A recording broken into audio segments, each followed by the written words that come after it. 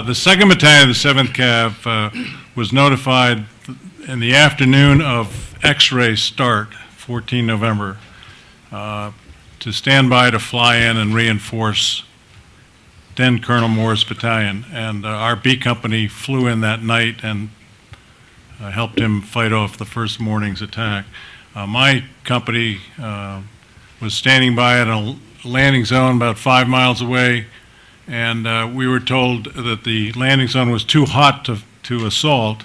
I would have to sit around and wait for a while. So we waited for about an hour and then went in on 3 lifts when there was a respite of about 20 seconds at LZ X-ray.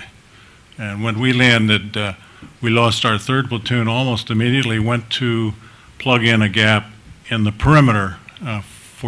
Fortunately, we got there after the really bad part of the morning of the 15th, but we did serve. We served there for two more days, plugged holes, patrolled, saw 3 more enemy attacks. We knew we'd been in a fight, but not with the 1st of the 7th, who'd taken the brunt of the fighting. On the morning of the 17th, missing our B Company, which had flown out with Colonel Moore's battalion for a rest after a victory, the 2nd of the 7th, reinforced by a company from the 1st of the 5th, marched out of LZ X-ray with orders to go to Albany, about 3 clicks north. That's 3 miles about. And being good rangers and cav guys and infantrymen, we took the circuitous route where they wouldn't know where we were, and we walked 5 or 6 miles to get there. We arrived in the heat of about 110, 102 degrees. Everybody's tired because we'd been awake for 3 days at X-ray. And what we didn't know was that waiting for some orders from headquarters was a battalion of North Vietnamese regulars, well rested and waiting to get into the fight. We captured 2 of them about 100 yards.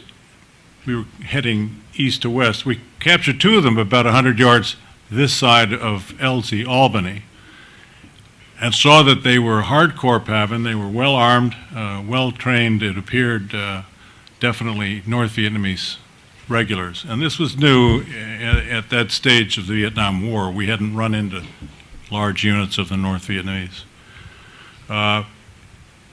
Unfortunately, they had 3 guys with them, and they had run back to their battalion commander and said, the Americans are coming from this direction. And he gave orders to set up a hasty ambush. I've learned subsequently, since the book We Were Soldiers Once and Young came out, that battalion was reinforced by a heavy weapons unit and numbered about 550 men.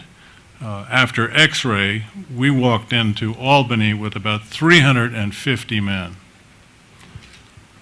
We walked right into Albany, and they attacked. Another battalion had come up from the X-ray vicinity, and they had 450 men. And there was another unit that came down from Plain Me with the North Vietnamese, and they had about 150, 200 men. So our historians, since We Were Soldiers Once and Young was published, indicate that we, 350 to 400 guys, were up against a force of 1,200 North Vietnamese who'd had the jump on us and surprised us. Notwithstanding that, after suffering 50% casualties probably within the first 2 hours of close combat, we were able to form 2 perimeters, one at the front at Albany and one back with the 1st and the 5th near LZ Columbus, and fought off from those 2 perimeters repeated attacks by the overwhelming number of North Vietnamese. We had great help from Navy and Air Force SPAD A1Es that dropped napalm all around our position at Albany. And at the end of 4 or 5 hours of close combat, we were getting tired and running out of ammunition, and things did not look well for us. I know my company had lost half its people the first half hour. 2 out of 4 platoons have been totally overrun. C Company behind us had 110 guys when they walked into Albany, and at the end of 2 days of fighting, there were only 9 of them reporting for duty. So it was a heck of a fight. Around 4 or 5 o'clock, we got word that there was a unit, B Company 2nd and 7th, that was going to fly into LZ Albany and help us out. And Myron Dodoric leading 80 guys from B Company and Rick Rescorla as his number 2 guy, they performed one of the most courageous helicopter air assaults I've ever seen, flying into this maelstrom of enemy fire, shooting to the left and exiting the helicopters to the right and coming into our perimeter to save us. I'll never forget that. Then it got to be about dusk, and the battle was pretty much over, except for small pockets of Americans who were lying in the jungle, in the high grass, wounded, and trying to band together and defend themselves from roaming groups of North Vietnamese soldiers. I was tired by that time, so I took a rest and fell asleep.